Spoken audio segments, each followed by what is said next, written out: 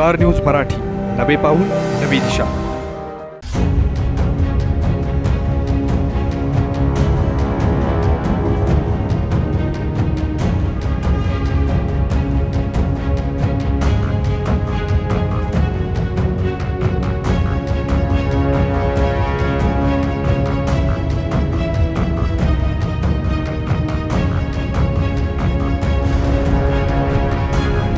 तुम्हाला सोने खरेदी करायचं आहे तर मग चला विट्याच्या ओम ज्वेलर्स मध्ये.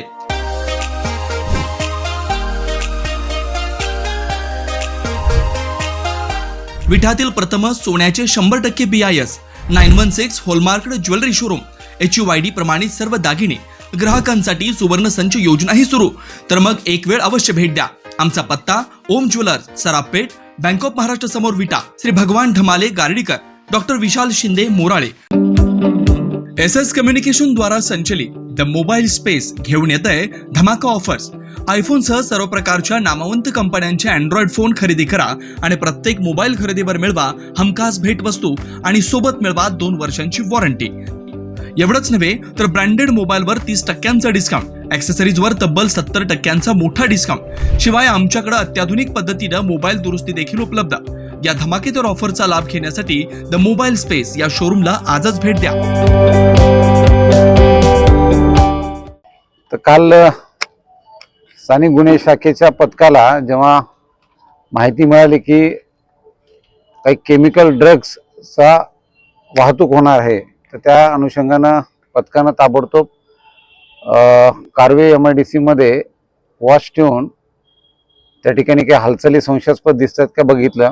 त्यानुसार एक व्हाईट कलरची हुंडाई गाडी एका युनिटमधून बाहेर पडताना दिसली. त्या गाडीचा जेव्हा पाठलाग केला आणि गाडीतील व्यक्तींकडे चौकशी केली तेव्हा आपल्याला हे व्हाईट कलरचं MD सदृश्य पावडर मिळाली. आणि जेव्हा आपण त्या व्यक्तींकडे चौकशी केली तर त्यांनी सुद्धा हे MD असल्याचं त्या ठिकाणी सांगितलं. त्यानुसार आम्ही तात्काळ फॉरेन्सिक लॅबच्या पण अधिकाऱ्यांशी संपर्क केला, त्यांना इथं पाचारण केलं आणि त्यांच्याकडून त्याची एक टेस्ट करून हे MD असल्याबाबतची खात्री करून घेतली. आणि हा पदार्थ त्यांनी कुठून आणला, हे कुठं तयार होतो याची जेव्हा मी विचारपूस केली त्यावेळेला ते कारवे MIDC मध्ये, विटा MIDC मधलं एक बंद असलेलं युनिट जे भाड्यानं चालवायला घेतलं होतं, तर त्या ठिकाणी हे बनतंय असं आम्हाला माहिती मिळाली. त्या अनुषंगानं आम्ही तात्काळ त्या ठिकाणी छापा टाकला आणि त्या ठिकाणी याचं जे रॉ मटेरियल आहे MD बनवण्याकामीचं आणि याचा जो डिस्टिलेशनचा सेटअप आहे ते सगळं आम्हाला त्या ठिकाणी आढळून आलं. सगळ्या गोष्टी आम्ही तात्काळ ताब्यात घेतल्या आणि आरोपींना आम्ही तिथेच जेरबंद केलं. आता आरोपींना आज आपण माननीय कोर्टासमोर हजर केला असता माननीय कोर्टाने 1 तारखेपर्यंत त्यांना पोलीस कस्टडी दिलेली आहे. याच्यामध्ये पुढे जे धागेदोरे आणखी निष्पन्न व्हायचे ते सुद्धा आम्हाला मिळतील. आणखीनही याच्यामध्ये आरोपी मिळण्याची दाट शक्यता आहे. आणि आपण जसं बघतो की भारत सरकारनं पण नशामुक्त भारत अभियान सुरू केलेलं आहे. नुकतंच आपल्याकडं 26 जानेवारीला प्रजासत्ताक दिनी माननीय पालकमंत्र्यांनी पण त्यांच्या भाषणामध्ये एक गोष्ट जाहीर केली होती की जे कोणी नार्कोटिक्स पदार्थ असतील, नशेचे पदार्थ असतील त्याच्यामध्ये माहिती देईल, टीप देईल तर त्याला सुद्धा माननीय पालकमंत्र्यांकडून योग्य ते बक्षीस देण्यात येईल. तर त्या दृष्टीनं सुद्धा हे एक चांगलं पाऊल उचलण्यात आलेलं आहे.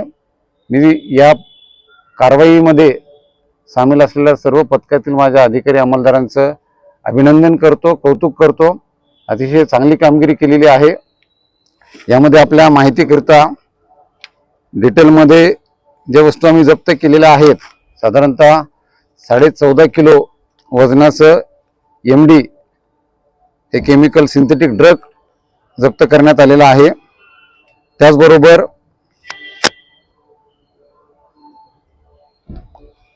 याच्यामध्ये जे रॉ मटेरियल आहे टोलिन केमिकल आहे, त्याचे 2 ड्रम 200 लिटरचे.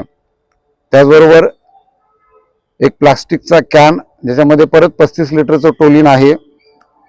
एक 200 लिटरचा प्रोपिलिन क्लोराईडचा एक ड्रम आहे.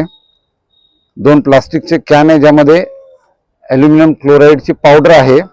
जी 50 किलोग्रामचे ते 2 प्लास्टिकचे कॅन आहेत, 6 प्लास्टिकचे 50 लिटर क्षमतेचे हायड्रोक्लोरिक ॲसिडचे कंटेनर आहेत, त्याचबरोबर 13 लोखंडी पत्र्याचे क्लोरोफॉर्म असलेले 25 लिटरचे डबे आहेत आणि त्याचबरोबर लिक्विड ब्रोमाइनचा लाकडी बॉक्स ज्यामध्ये 6 काचेच्या बाटल्या आणि प्रत्येक बाटलीचं साधारणतः 2.5 किलो वजन, त्यानंतर मोनोमिथिल अमाइन हे केमिकल 200 लिटर क्षमतेचे 2 ड्रम आणि पूर्ण जे मी आता डिस्टिलेशन असेंब्ली म्हटलं, या ठिकाणी हे पूर्ण रॉ मटेरियल वापरून त्यापासून MD ड्रग्स बनवण्याचं ती सगळी गेल्या काही दिवसांपासून आमचा या गोष्टीवर भर वाढलेला आहे.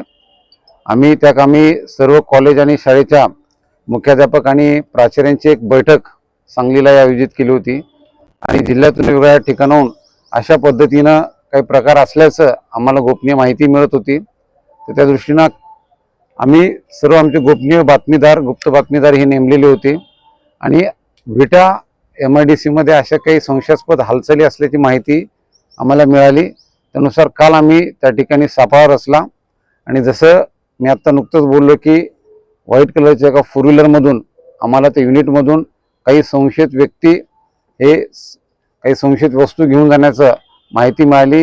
गाडी आम्ही जेव्हा पकडली त्या गाडीमधून या गोष्टी आम्हाला मिळाल्या आणि त्या युनिटमध्ये जेव्हा मी छापा टाकला तर पूर्ण त्या ठिकाणी मॅन्युफॅक्चरिंग युनिट असल्याचं, तो कारखाना असल्याचं आम्हाला दिसून आलं, ज्या ठिकाणी MD हे सिंथेटिक ड्रग बनते असं दिसतंय. आता आम्ही यामध्ये आणखीन चौकशी करतोय, पण जे आमच्या समोर आतापर्यंत माहिती येते हे नुकतंच काही दिवसांखाली हे युनिट बंद असलेलं युनिट भाड्यानं देण्यात आलेलं होतं आणि त्या ठिकाणी अत्तर किंवा सेंट बनवण्याचं काम चालवलं जाईल असं या आरोपींनी सांगितलेलं होतं आणि त्या नावाखाली ते जागा भाड्यानं दिलेली होती. त्याच्यामध्ये आता काही आरोपी बाहेरचे पण आहेत, काही स्थानिक पण आहेत, काही इतर जिल्ह्यातले पण आहेत. त्यांच्याकडे आता सखोल चौकशी चालू आहे की याच्या मागे आणखीन कोणाकोणाचा हात आहे आणि ज्या अर्थी विटासारख्या ग्रामीण भागामध्ये येऊन हा प्रकार त्यांनी सुरू केलेला आहे, त्यामध्ये आणखीन स्थानिक पातळीवर पण त्यांना कोणाचं याच्यामध्ये मदत झालेली आहे का हे पण आपण तपासत बघतोय. आता आरोपींकडे आमची त्याबाबत सखोल चौकशी चालू आहे, त्याबाबत कसून तपास आम्ही करू, पण सध्या तरी असं दिसतंय की हे मोठ्या मेट्रो सिटीजमध्ये पाठवण्यात येणार होतं आणि त्या ठिकाणी याची विक्री केली जाणार होती. ते पण आम्ही आता तपासामध्ये त्यांचा काय रोल आहे, सहभाग आहे ते बघून निश्चितच कारवाई करू. त्याचबरोबर MIDC न जर ही जागा त्यांना दिलेली होती, तो प्लॉट, तर त्याबाबत MIDC ला पण आम्ही त्यांच्यावर कारवाई करण्याचं पत्र देणार आहोत. तर त्यासाठी पण आपण जिल्ह्यामध्ये आता नुकतीच महात्मा गांधी चौक पोलीस स्टेशन इथेही एक गुन्हा दाखल केलेला आहे. त्याची पाळमुळं खोदणं चालू आहे, कदाचित ग्रामीण भागामध्ये त्याचं कनेक्शन असणार, त्यासाठी आम्ही पथकं बनवलेली आहेत. मेडिकल मध्ये सर जाते इंजेक्शन असतील, गोळ्या असतील, ड्रग्सच्या गांजा सापडतोय, इंजेक्शन सापडते, आता हे MD सापडते, एवढ्या ग्रामीण भागापर्यंत हे जे पोहोचायला लागले. तर आपल्या माध्यमातून माझं सगळ्या नागरिकांना हेच आव्हान असेल की आपल्याकडे जे काही या गोष्टीच्या संबंधाने माहिती असणार आहे, कृपया तात्काळ पोलीस स्टेशनला द्या, पोलिसांना द्या, जेणेकरून आम्हालाही ॲक्शन घेणं सोपं जाईल. आपल्या सर्वांना माहीतच आहे की एक नार्कोटिक्स कोऑर्डिनेशन कमिटी ही जिल्हाधिकारी साहेबांच्या अध्यक्षतेखाली आहे, त्यामध्ये इतरही विभागाचे सर्व अधिकारी आहेत आणि त्यामध्ये आम्ही या गोष्टींवर नेहमीच चर्चा करून त्या ठिकाणी ज्या सूचना दिल्या जातात त्याच्यावर अंमलबजावणी केली जाते. जे आपल्याकडे आजारी असलेली कारखाने किंवा बंद पडलेली युनिट आहेत त्यांची सुद्धा आपण रेग्युलर तपासणी करतो. MIDCच्या अधिकाऱ्यांनाही ती तपासणी करायला सांगतो. तर हे जे युनिट आहे ते पण बऱ्यापैकी बंद होतं, या ठिकाणी कोणती ऍक्टिव्हिटी चालू नव्हती आणि हे दुसऱ्याला भाड्याने देण्यात आलेलं होतं. काय औषध वगैरे सर बनवत होते का? नाही, सध्या आमच्या छाप्यामध्ये ज्या गोष्टी आमच्या समोर आलेल्या आहेत त्यामध्ये MD बनवण्याकरता जे रॉ मटेरियल लागतं आणि जे डिस्टिलेशन असेंब्ली आहे ती डिस्टिलेशन असेंब्ली सुद्धा त्या ठिकाणी आम्हाला मिळून आली आहे. इतर काही पदार्थ सध्या तरी आम्हाला दिसले नाहीत तिथं. नॉर्मली काय होतं अशा वेळेला की आम्ही औषधाच्या गोळ्या बनवतो, औषध बनवतो, त्यासाठी आम्ही हे MDO वापरतो असा त्यांना म्हणजे एक्सक्यूज त्यांचा पॉईंट असतो. तर त्याबद्दल आपण काय खबरदारी घेतली? नाही, आता जसं मी तुम्हाला पहिले म्हटलं की जागा मालकाला हे सांगण्यात आलं होतं की त्या ठिकाणी अत्तर किंवा परफ्यूम सेंट बनवण्यात येतील अशा नावाखाली ती जागा त्यांनी भाड्याने दिलेली होती. ती पण आम्ही शहानिशा करतोय की यामागे काही करारनामा झाला होता का, ती जागा देताना सगळ्या गोष्टींची शहानिशा करण्यात आली होती का, आणि याबाबत MIDC ला पण कळवण्यात आलं होतं का. ड्रग्जचं काय लायसन वगैरे त्यांच्याकडे आहे?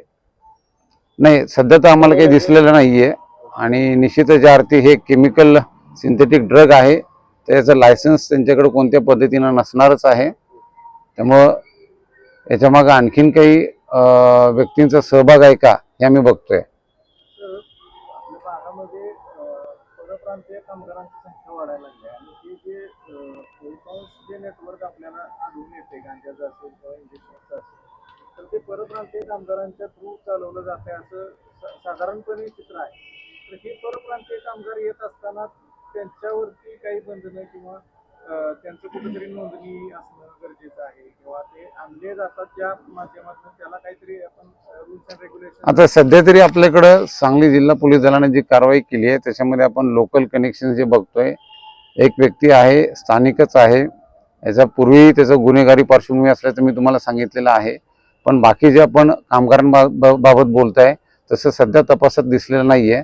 आणि इतरही जे गुन्हे जिल्ह्यामध्ये गेल्या वर्षभरात दाखल आहे त्याच्यामध्ये जे आपण गोष्ट म्हणताय त्याप्रमाणे आम्हाला काही दिसून आलेलं नाही आहे.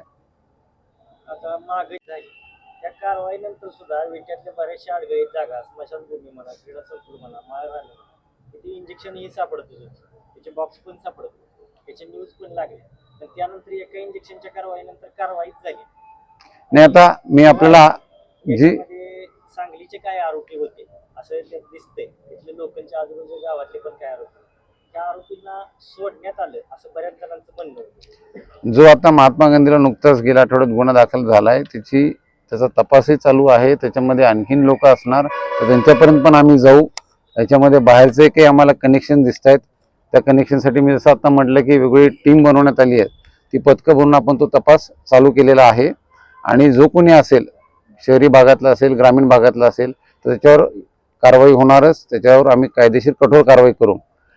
याचबरोबर तुम्ही जे म्हणताय की काही ज्या अडगळीच्या जागा आहेत ज्या ठिकाणी हा प्रकार चालू असण्याची शक्यता आहे, तर मी माझ्या सर्व पोलीस स्टेशन प्रभारींना आणि SDPOना पण या सूचना केलेल्या आहेत की आपण आपल्या स्तरावर स्थानिक संस्थांना जसं नगरपालिका आहे त्यांना पत्रव्यवहार करून त्या ठिकाणी लाईटची व्यवस्था पण करा, जेणेकरून जी सार्वजनिक जागा आहेत शहरातल्या त्या ठिकाणी योग्य तेवढा प्रकाश पण असेल. आणि CCTV कॅमेऱ्याचा पण आम्ही त्या ठिकाणी उपयोग करत आहोत की हे प्रकार कुठेही शहरामध्ये चालू राहणार नाहीत. शिक्षेचे जास्त प्रावधान नाही त्यामुळे अशी गुन्हे घडतात असं तुम्हाला वाटतं का? नाही, असं काही नाही आहे. शिक्षा त्याच्यामध्ये योग्य त्या प्रमाणात आहे.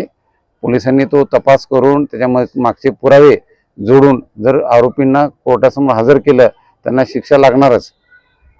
काय शिक्षा होणार?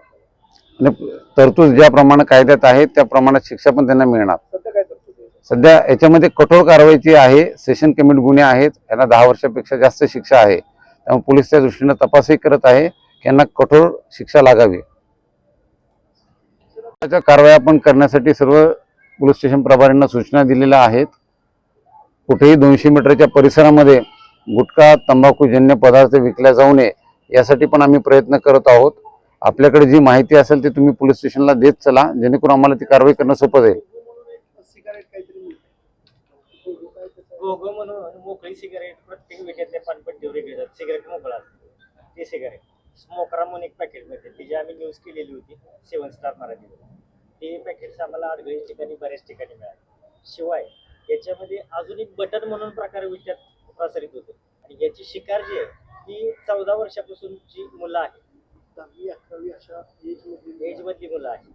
त्यासाठीच मी तुम्हाला म्हटलं की जे आम्ही कारवाई नाही सर्व शाळा कॉलेजच्या मुख्याध्यापक प्राचार्यांची बैठक बोलली होती, त्याच कामी आम्ही त्यांच्याकडून ही माहिती घेतली की त्यांच्या परिसरामध्ये कुठं कुठं हा प्रकार त्यांना असल्याचं जाणवतं किंवा माहिती आहे. ती माहिती जशी आमच्याकडे शेअर होईल त्याप्रमाणे आम्ही कारवाया करत आहोत. तसंच जे आपलं शाळा कॉलेजला भेटी देणे कामी निर्भया दामिनी पथक आहे, त्यांच्या मार्फतीनं पण आम्ही या कारवाया करत आहोत.